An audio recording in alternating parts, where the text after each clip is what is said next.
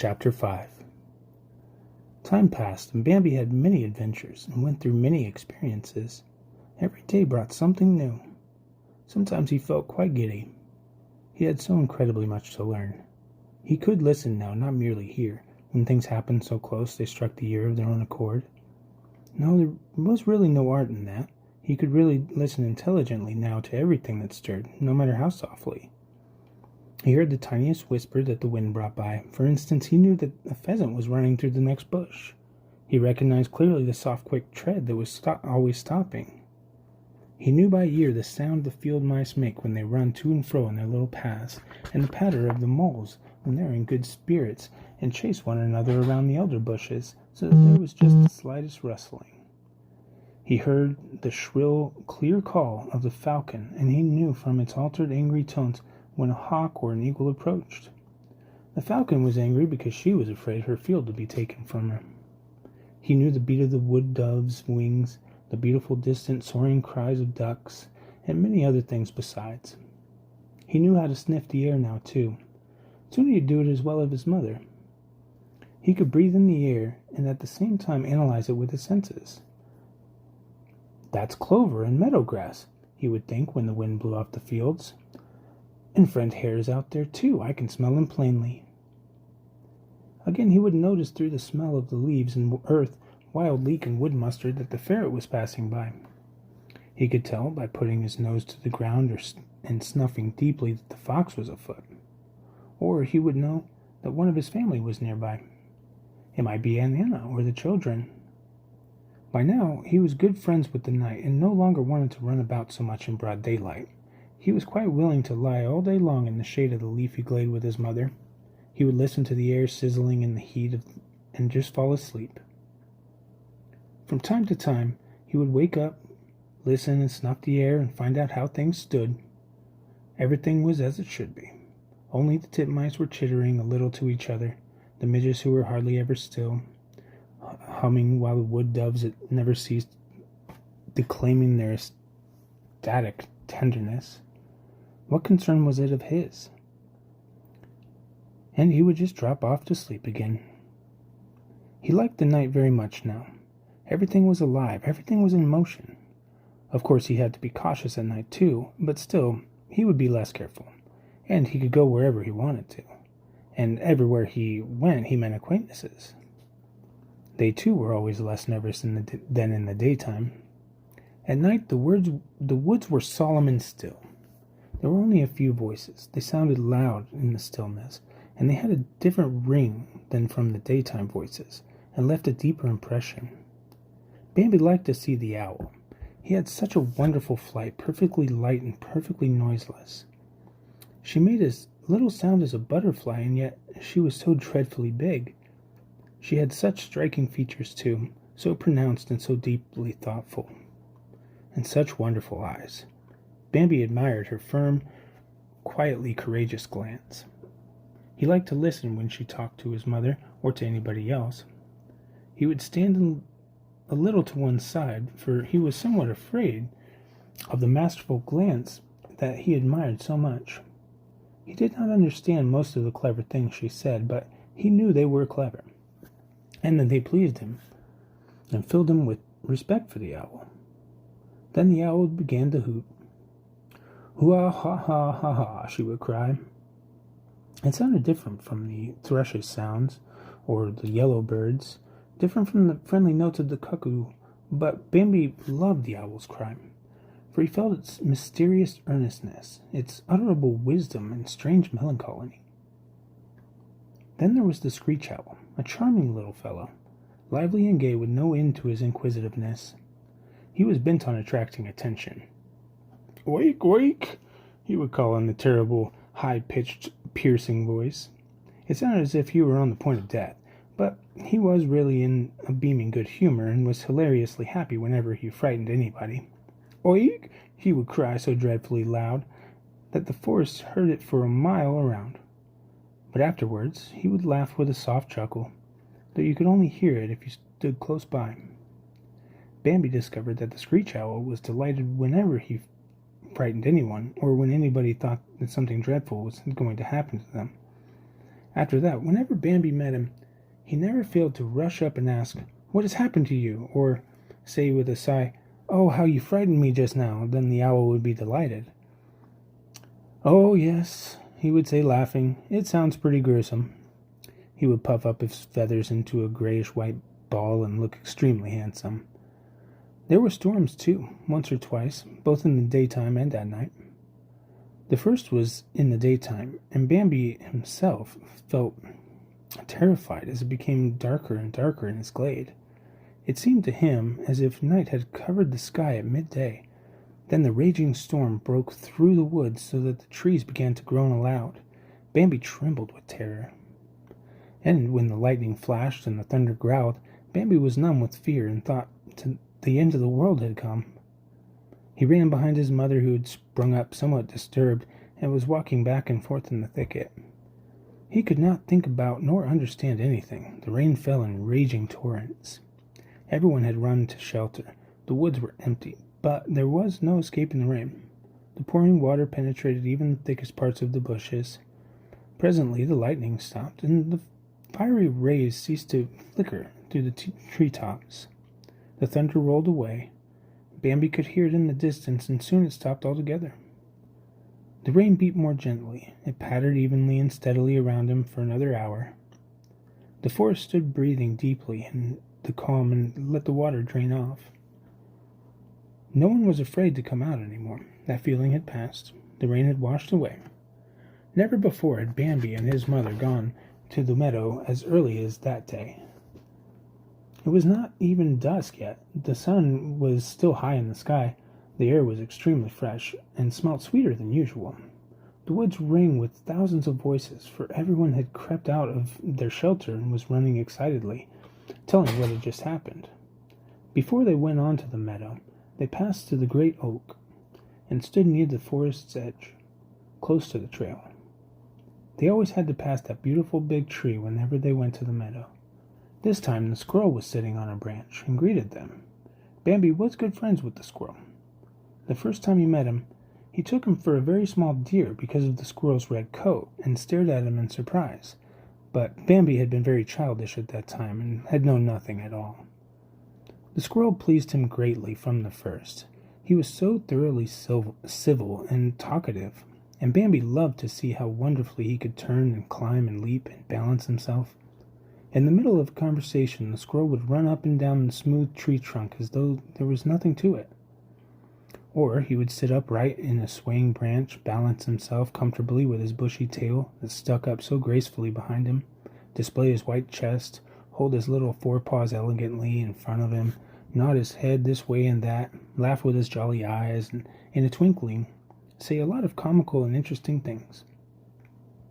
Then he would come down again so swiftly and with such leaps that you expected him to tumble on his head.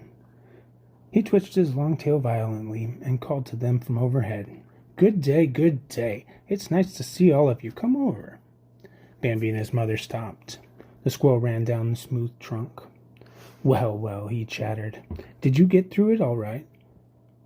Of course, I see that everything is first rate. That's the main thing." He ran up the trunk again, like lightning, and said, "It's too wet for me down there. Wait, I'm going to look for a better place. I hope you don't mind. Thanks. I knew you wouldn't. And we can talk just as well from here." He ran back and forth along a straight limb. "It was a bad business," he said. "A monstrous uproar. You wouldn't believe how scared I was. I hunched myself up as still as a mouse in a corner and hardly dared to move. That was the worst of it, having to sit there and not move. And all the time you're hoping nothing will happen. But my tree is wonderful in such cases. There's no denying it. My tree is wonderful. I'll say that for it. I'm satisfied with it. As long as I've had it, I've never wanted any other. But when it cuts loose the way it did today, you're sure to get frightened no matter where you are." The squirrel sat up, balancing himself with his handsome upright tail. He displayed his white chest and pressed both forepaws protestingly against his heart. You believed, without his adding anything, that he had definitely been excited. "We're going to the meadow now to dry ourselves in the sun," Bambi's mother said.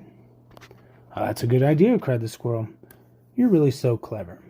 I'm always saying how clever you are." And with a bound he sprang into a higher branch. "You couldn't do anything better than to go to the meadow now," he called down. Then he swung up with light bounds back and forth through the treetop. "I'm going up where I can get to the sunlight," he chattered merrily. "I'm all soaked through. I'm going all the way up." He didn't care whether they were still listening to him or not.